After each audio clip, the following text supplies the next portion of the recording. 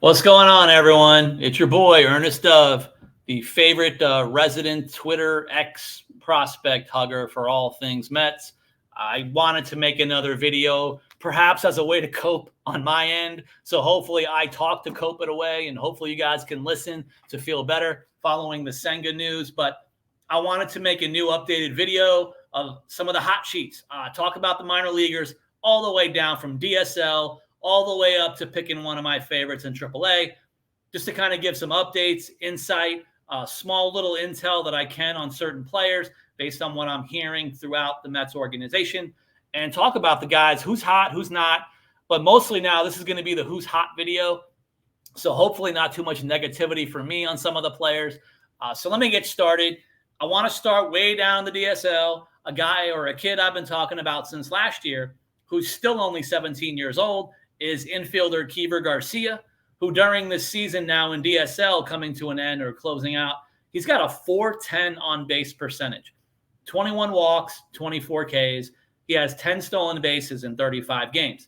Now at the DSL level, there's only so much I can hype everybody. So I like to stick to the walk and Ks pretty much. And that goes for pitchers and hitters. So for the bats, for someone like Keiver Garcia, I'm excited with a 410 on base percentage at any level, even in the DSL.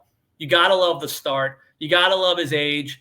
Again, he has repeated DSL now. So going into next year, you have to assume he's going stateside. Even though he's so young, you can't have him come back for a third year in the DSL. So I'm excited to see what Keiver Garcia can do next year stateside. The other guy who's a little bit older, 19 years old, but he's a pitcher. And one of the things I do understand, when it comes to pitchers, you don't always see a lot of them starting off right off the bat, 16, 17 years old. It looks like some of the arms they usually catch later in their careers of sorts as far as signing-wise. So 19-year-old Jose Guevara, the biggest stats to mention, 37 and a third innings, 45 strikeouts, and a 0.75 whip. That's basically the most exciting stat of the entire season, and that's why I wanted to single him out. It hasn't been a super exciting season stats-wise for pretty much any of the pitchers in the DSL, except for Jose Guevara. That's why I wanted to highlight him today. He's definitely an arm that at this age, he better show up stateside next year. So I want to see how the K rate goes, how the whip goes stateside, starting probably in FCL next year. Now we got to get to one of the super bonus babies, $950,000 signing Edward Lantigua, the young outfielder, 17 years old. He's had a really good season, and his July has been ridiculous. In July, he's hitting .391 with a .554 on-base percentage, and he plays all three outfield spots. When I asked one of the Mets staff in the last week their thoughts on Lantigua's hot streak, all they basically told me was he's a stud. I don't often hear that term. I mean, it's a cliche, but I don't often hear it get to that point in words verbally from Met staff on too many prospects, because I love them all. So this is one of the rare guys. When you say something like this, that's when I get excited. So that's why I'm going to be excited about Edward Lantigua going forward into next year, because if the Met staff are super excited about him, I'm going to be. Jumping up to the FCL, we may have another Spider-Man meme, Wilfredo Lara, because we may have a different super utility guy. His name is Jonathan Henriquez. Sorry if I screwed up the name. Henriquez plays 5 positions, second base, third base, and all 3 outfield positions this year in the FCL. And he finished the FCL season with a .458 on-base percentage, and he had 15 stolen bases in 41 games. So the speed's there. The hit tool's been there. The speed's there. The on-base percentage is super high. Kind of sounds like another Wilfredo Lara that I can get excited about. Because now you have 2 kids, 2 young players who can play pretty much anywhere on the diamond going up the levels. It's going to help that their availability and value to the organization at every affiliate to assess. Where is he going to play full-time? No idea. But I'm excited about those numbers for sure. And that's why he actually earned a quick kind of 11th hour promotion to low A St. Lucie with the FCL season being over. The other player, obviously, we should talk about forever and overhype it, is Jeremy Rodriguez, who put up Barry Bonds numbers last year in the DSL after the Mets acquired him in trade at the deadline. So Rodriguez this season, it's been kind of quiet. He's had a good month. He's had a slow month, but with a low K rate. And then for the season in general at this point, Jeremy Rodriguez is still hitting 282 with a 355 on-base percentage. He has 17 stolen bases in 50 games. Overall, I'm still excited about him. Defensively, he's played around the diamond, second base, shortstop, and third. I've seen the reports from other professionals, other articles, everyone around the league. They're not really sure defensively where he's going to stick. Most of his errors this year are from the shortstop position. Is he a kid that's going to grow up to become a future third baseman or shortstop? Possibly. They haven't tried him in the outfield yet. Maybe that could be an option. So I do think it's important to keep an eye on Jeremy Rodriguez's bat, see if the power starts to show up in a few years, but then also possibly more importantly, where is he going to stick defensively with his glove? The next guy, if you were to come up with most improved player in the Mets organization, off the top of my head, or at least on record for now, we have to say, hands down, the winner of this award being presented in July by Ernest Dove is catcher Daverson Gutierrez. Now, he last year in 2023, after he got signed to one of his monster IFA signing contracts or signing bonuses, he hit 186 last year with a lot of walks. So he was seeing pretty well, wasn't hitting. Here we go into 2024, combined between DSL and then they sent him stateside. He's hitting 309 for the season combined with a 467 OBP. So he brought the plate discipline with him into the 2024 season, but now he added the hit tool. And again, if you've been following me since last year, I was hearing a lot about him being an above average to elite glove behind the plate. So for him to be hitting 300 this year with the excitement behind his glove, that's why I'm excited. And you have to probably consider him the most improved minor leaguer in the Mets system. When I talked in this past offseason with the Mets staff, they basically just said, hey, you know, he's looking really good and fresh after last season. Because, again, he's a catcher. They talk about catcher development being kind of slower even up to the majors. Now imagine a DSL kid who's also trying to catch at the same time. So that's why they were basically telling me, worry more about him now being fresh and getting ready for the new season. And obviously he was hitting over 300. So I'm excited now about Daverson Gutierrez. I've even made like random comps in my head to be Mets related, calling him a version of an Ali Sanchez maybe going forward. So I do want to keep an eye on it. And I do believe he has a lot more walks that he can do than an Ali Sanchez, who, by the way, I think recently got promoted back to a major league team again. So shout out Ali Sanchez. But I like the defense. So I'm kind of curious, you know, what can happen with him. It's not about taking Alvarez's spot because I don't think anyone is. But I like the idea of Daverson Gutierrez going up the level. Is he going to be trade bait? You know, what's going to happen? But it's a really awesome offensive season for him. So let's keep an eye on him going forward. The other player I want to talk about, it's not about super hot. It's about somewhat super consistent for the year. For a kid who's only been 18 years old, he actually just turned 19, is outfielder Simon Juan. You know I've been talking about him since last year when he struggled, and then the numbers went up to end the summer. Then he actually had a couple of hits in Major League spring games. I was super excited. And then the season comes, and he's like, not super awesome, not super bad. He hit 279 in May, 269 in June. He's hitting 271 in July. Overall, he has a 796 OPS.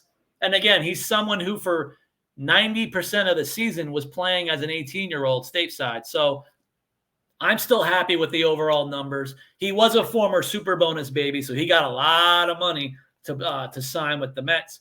I'm excited to see what he can do up the levels as well, because, again, it's pretty steady. And speaking of steady, it's time to talk about a couple of St. Lucie Mets prospects who are overall steady. How do you describe it? You've got 19-year-old infielder Boston Barrow, who in July has been hot. So first and foremost, he's on fire. He's hitting 353 with a 430 on-base percentage in July. In the month, he has 10 walks and 12 Ks. And he's someone who seemed to have plate discipline, even when he got a little cup of coffee last season playing at the end of the year after the draft. He plays all the infield positions, second base, third base, short. Defensively, I'm trying to figure out where he can fit long term. Arm-wise, he can handle third base. He doesn't have to be stuck at second. Short, I mean, everyone can play short apparently when you get signed. So, adequate. He's okay. He can handle short. I do like the arm strength overall, though. So he has the power arm to be at third base. It's also kind of wondering if they were going to hopefully put him in the outfield a little bit this year. I was hoping they would. There was some talk he'd be up for it, but it just hasn't occurred. So maybe up the levels. Keep an eye on Boston Barrow if they do want to give him a shot, even in a corner outfield spot. Possibly in those situations, it's always about power, power, power. So let's see if his power numbers can go up as he gets older. But again, this is Boston Jeff McNeil Barrow. I do like the term. It wasn't even mine originally. So shout out, you know who you are, who gave me the term of calling him Jeff McNeil. Kind of more even visually, physically, the way he looked, needing to put on some pounds. Remember, Jeff McNeil put on those 30 pounds. And guess what? Boston Barrow put on over 20 to 25 pounds since the draft. So he's put the weight on. He still has room to grow. So I'm curious to see the power and if he can stick in a corner spot, whether it's third or even the outfield. The other steady guy all year is the catcher / 1B, since he's been playing there so much, is Ronald Hernandez. He's hitting 277 on the year with a 380 on-base percentage. And this is a guy, or I believe through 4 pro seasons, because he's an IFA signing originally, through 4 pro seasons, he has 142 Ks and 142 walks and 192 Ks. So he's a guy that does look. He's got the plate discipline. He's going to see pitches. I don't know if he's another DJ Stewart. I don't know what he is, but he takes a lot of pitches. But Ronald Hernandez has very quietly been having a solid season. Where's he going to play in the future? I have no idea. It seems like catcher. I don't hear anything negative about the catcher position from him with the glove arm. So you might as well continue to catch up the levels and kind of see how things play out. I don't see him necessarily like, yes, first base for sure. He's going to hit 30 home runs. The power hasn't even shown at this point, which it usually doesn't anyway until you get to Double-A. So, but still, keep an eye on Ronald Hernandez. Either that or like trade alert. He might be one of those kids you'd never see in a Mets uniform. He's kind of solid, not really sure, projectable, ceiling-wise. He could be perfect kind of opportunities to do something with on a different level. The other guy I got to talk about, because why not? Alan James Brown Perdomo. The guy is just electricity. He should be on America's Got Talent and not just a mound. He's pure excitement. And by the way, in June, 1.26 ERA. He's a reliever, by the way. In July, 2.57 ERA. So he's been hot for 2 months straight after the numbers were pretty poor at the beginning of the season. So now he's on a 2-month roll. He's currently in low A. Command. I'm sure it's part of the reasons why he ended up in the Mets organization, because he was not drafted by the Mets. So they picked him up. At his best, he's kind of a skinny guy. So there's plenty of frame to add weight on if they can do that. But he also has an ability to throw 95 plus.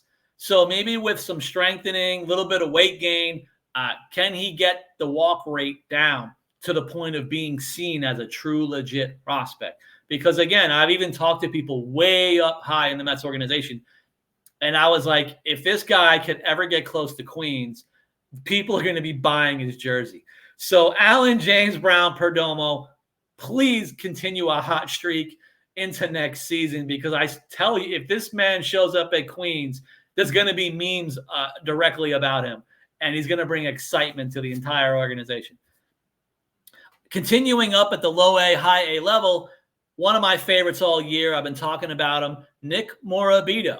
Now, when he first came into the organization, he started slow last spring. I started asking about him, and some of the Mets staff were like, hey, he's a work in progress, nothing negative. They're basically saying Nick Morabo is like the dictionary version of what someone looks like that would have been best in a place like Kingsport or the GCL back in the day when the minor leagues had more affiliates. He might have been perfect to start out somewhere at a lower level because they felt player development-wise, he was still learning at that point. And then he got hot last year. And it looks like this year he hasn't stopped being hot. He's now 21 years old. He seems to be, I mean, until proven otherwise, Nick Morabito seems to be a full-time outfielder now at this point, mostly playing center field. And that sounds like a good idea for someone with his speed. I know at the beginning of the year, we were trying to keep an eye on him defensively. Like, how is the glove? How are things going to go for him in center field? Because they have to find him a position. I think overall, nothing too negative, nothing too super excited. I don't see any kind of Harrison Bader type stuff at this point defensively, but the bat has been there all year. He's hitting .309 with a .409 on-base percentage for the season between low A, high A. And oh, by the way, he has 42 stolen bases in 84 games. So statistically, he averages a stolen base every other game. If he gets on, he's getting on to an extra base. So that's what's super exciting, too, about Nick Morabito. I've been hearing all season, even from the draft, people are saying, where's the power? Is it going to come? He hasn't shown power this season. Me being defensive like I always am, it's South Florida. So regardless of the level, be it FCL or Florida State League, you're not really doing much power-wise. It doesn't really happen down here. Sorry to tell you. Even Pete Alonso can only hit but so many home runs at these parks. So I'm not super worried yet. He is a right-handed bat. If he was a lefty, then we have the Ryan Clifford situation too, where the ball does weird things in Brooklyn at that park. He's a right-hander, but the power numbers, let's hold off until AA, honestly. The best thing to be excited about is he's putting balls in play. He's at the 300 average, and he steals every time he's on. All right, back to my guy. We talked about Jonathan Henriquez. Might as well talk about the original OG super utility prospect I've been talking about, Wilfredo Lara, who got off to a slow start this year, but he's only 20 years old, and in high A in July, he's hitting .294 with a .388 on-base percentage. And again, Wilfredo Lara can play 5 to 6 positions defensively. So going up the levels, going forward into next year, I don't know, pick a spot, really doesn't matter. That's the excitement that I'm thinking about with Wilfredo Lara. I like his hit tool. I like the way he barrels the ball. When I talked to staff last year into this year, staff love him. There's a hitting coach who just adores Wilfredo Lara and believes in him. And if I mention one thing, he's like, dude, you got to remember the extra parts. They like his arm. They like his speed. They feel his hit tool can maintain up the levels. So it wasn't just a guy who can kind of jack of all trades. They feel he's pretty legit. Does that mean top 5-ish? No idea if he'll ever be a top 5 prospect. But at 20 years old, playing up to 6 positions, Wilfredo Lara is somebody you want to pay attention to, and definitely wait till he gets to AA and evaluate him from there. I want to get into a couple of pitchers now that I'm really excited about, intel from each. One of them is Cade Morris. I've been talking about him as much as I can since the beginning of the year because, again, in spring, I was asking coaches about, who, without naming names prior, without me, who do you really like? And one of the names that was brought up was Cade Morris. Basically, my understanding was that Cade Morris has a lot going for him, and it was a matter of kind of harnessing it, to use a cliche term. That's the thing they were going to kind of think about. Can he harness it? Can he be consistent with the multiple pitches that he has? That's the only kind of version of not negative, but we have to wait this out. Sure enough, he's been hot. And in July, in high A, he has a 1.64 ERA. And I also want to mention in today's baseball where no one pitches long, he's gone a minimum of 6 innings in 3 of his last 4 starts.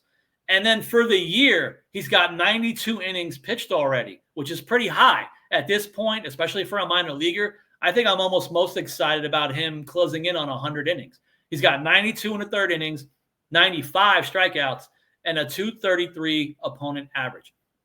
Also, watching him last night, the breaking ball is insane. It's got a crazy hook that he has on his breaking ball. So I'm excited about Cade Morris. The coaching staff loves Cade Morris. And again, what they're saying is when he puts it all together in a given game, in a given month, it's electric. So that's what I'm excited about Cade Morris. Can he be another echelon of certain types of pitchers? This is pretty exciting to see. The other guy that I heard about even in the last week, even through this morning, Jack Wenninger. I've been talking about him a little bit during the St. Lucie Mets season because of how high his K rate is. And even to this point, for the season combined, 84 and a third innings, 98 Ks. He's got one of the highest K rates in the entire Mets farm system. And what I'm being told is he's an exciting young arm. He throws 91 to 95 tops. I would assume 95 would be a max. He's got a lot of ride and life on his fastball. I'm told his best pitch is his split finger. So that's the split finger is the go-to pitch. If you were to track all the whiffs, the swing and misses, it's probably coming mostly from this pitch, the split finger. But they do say he's still developing all of his other pitches. And it makes sense when you ask what pitches has he been learning and developing. It's the cutter and slider along with the curveball. The cutter and slider makes sense because all spring I've been hearing about from the pitching lab. It seems like almost every pitcher in the Mets organization is learning the cutter and the sweeper slider. So he's another one of them. So keep an eye on Jack Wenninger because Wenninger and Morris, they're not considered the echelons of the Christian Scotts and the Brandon Sproats because they don't. But on a different level, throwing a little bit less ticks of miles per hour, this could be another wave of those type of arms. Not similar arsenals, but you have the super guys throwing 96 plus. Then you have the guys like a Jose Butto, who's currently obviously in the pen for the Mets succeeding. But you may have like that level of guys or like who's the next Trevor Williams? Who's the next like another Seth Lugo reliever type? Can these kind of guys mold into that with the strong long man to mid rotation back end kind of guys? These are the kind of arms that I'm excited about going into next season, and I want to see them at the AA level. The other guy, obviously, I love, so take my bias as you want it, but there's a lot of stats going on with Tyler Stewart. He's a horse. He's big. He's very tall. He carries the weight really well. He's a strong guy, and he's muscular.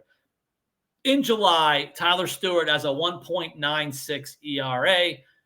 But the most exciting part, in the month of July, 23 innings, 24 strikeouts, nice K rate, 23 innings, 2 walks.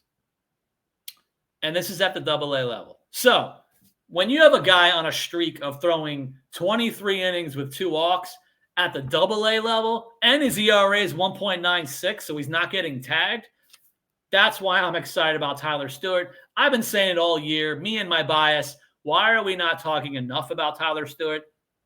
Maybe because he was drafted and in college he was a reliever. I'm not getting into the story that I know, but he's a starting pitcher. The Mets organization from the scouting departments, rival scouts saw him as a starting pitcher anyway. So it's not even a surprise that he's been a starter since entering the Mets organization. And here he is doing really well. He's going to be getting towards those 100+ innings again.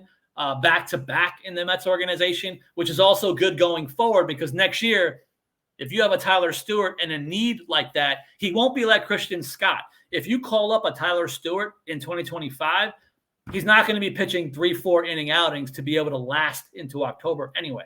So he's a guy he's a horse. He can eat the innings, and he'll get you what you need through October as needed, in my opinion. And again, keep in mind, while he's continuing to improve player development-wise, he only just learned the cutter. And he already had a major league slider, and they refined it, probably more of the sweeper angle. That's what the Mets organization is doing. So you have Tyler Stewart thriving right now. He's a horse. He's eating innings. The command has been impeccable for about 4 or 5 starts in a row.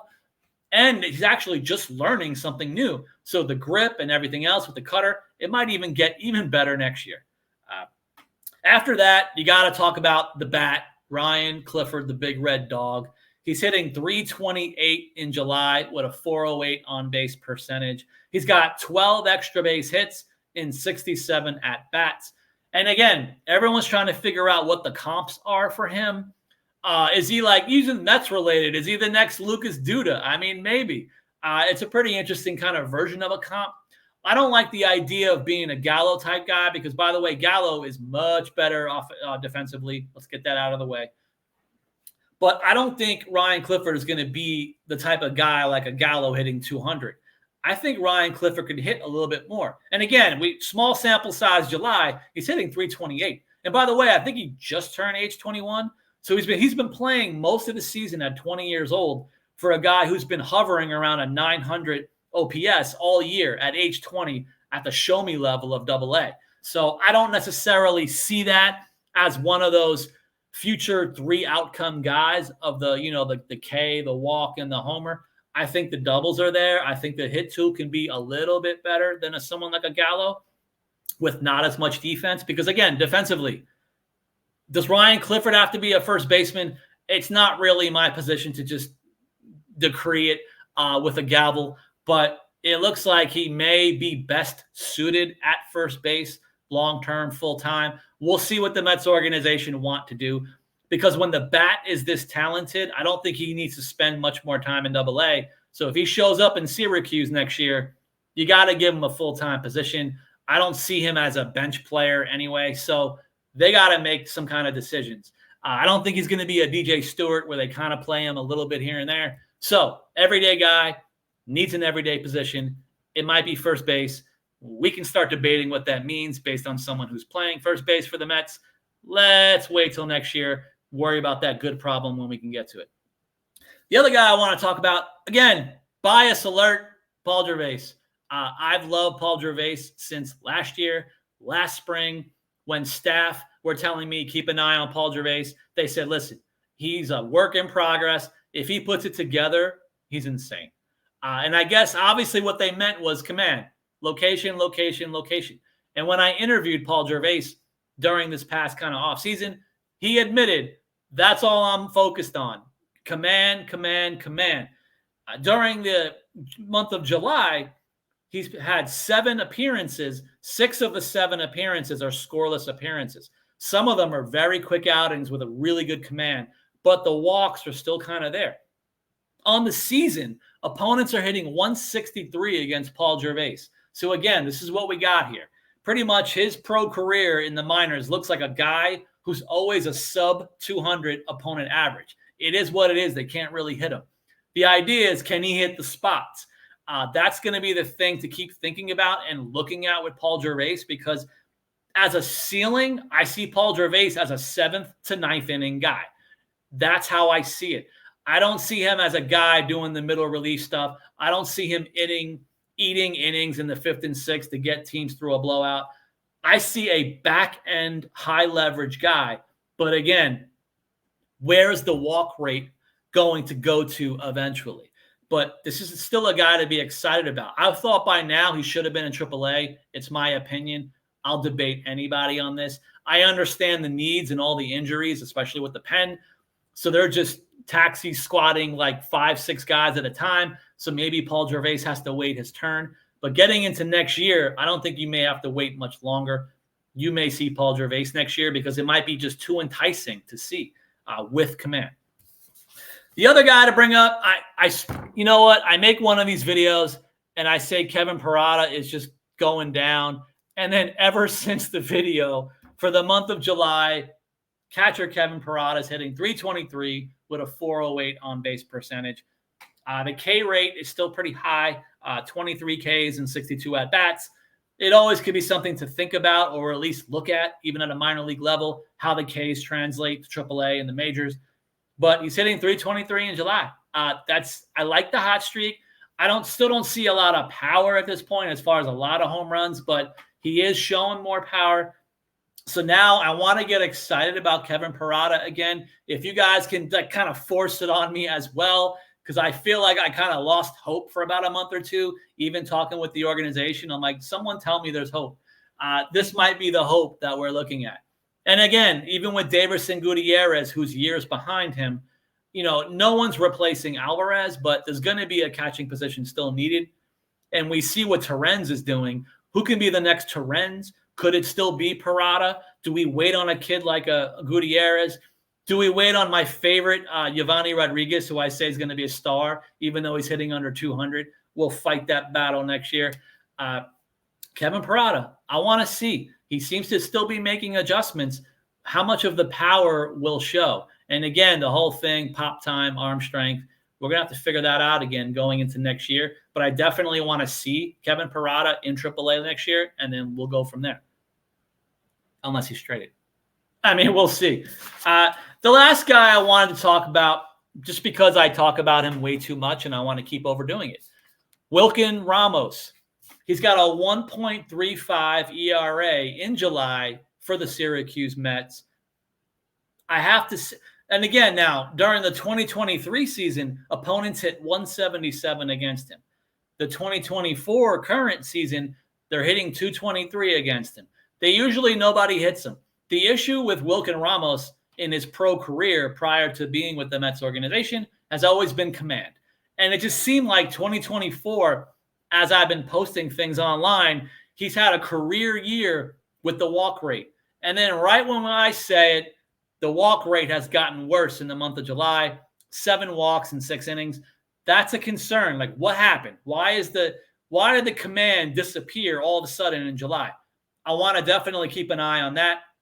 For all I know, that might be the reason why he's not in Queens right now, is because he just hit into this weird streak of walks. The other kind of semi-concern I have to be honest about and admit to, there's been times when I'll even post about Wilin Ramos' scoreless outing, and then someone will mention, hey, I was watching the game, and by the way, that walk or that one hit that he gave up in his scoreless outing, it scored a run because there were runners on base. So now I have to honestly be focused going forward. Wilin Ramos as a pressure guy, because again, he seems to mostly pitch in the 8th and 9th inning.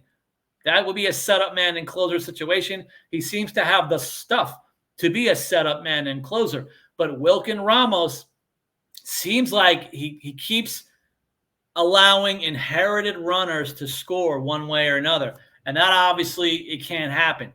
Again, in the score sheet, it's not an earned run for him, but that still counts. And I have to be honest. I'm trying to be as honest as possible anymore. No more kind of glasses full from Ernest Dove about the minor leaguers. Sorry, I'm still excited about Wilin Ramos, but now I'm worried about the random walks in July and extreme small sample size of sorts. I'm worried about him with runners on base, inherited runners as a reliever. So let's keep an eye on that. By the way, please keep an eye on me. Continue to watch the videos. Hit me up. Comment as much as you can, please. Please subscribe to my YouTube channel. I want to do everything I can through the rest of this season and beyond. Continue to support the show. Continue to support me. Continue, obviously, to support Mets minor leaguers. And I'll see you next time.